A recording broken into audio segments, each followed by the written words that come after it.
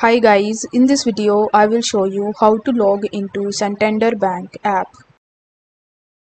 In order to do this, you first have to launch your Santander Bank mobile application and then you are going to see this type of page in front of you. Now as we want to sign in, you will have to tap on the sign in tab and then you will be landed on this page.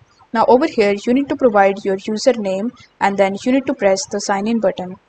Afterwards, it will ask you to scan this QR code in order to sign in into your account. So you just have to use the camera and then you just have to follow further instructions in order to scan this QR code, and then you will be landed on this scan QR code page again.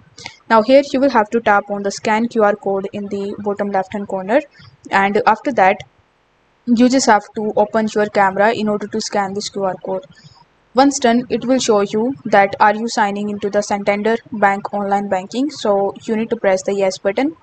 Then according to your sign-in preferences, you just have to select any of the options that is given over here, whether it is Touch ID or Face ID or app code, and then it will show you the prompt that says sign in is successful, and then you will be redirected on the dashboard of your website as you have successfully signed in into your Santander Bank mobile app.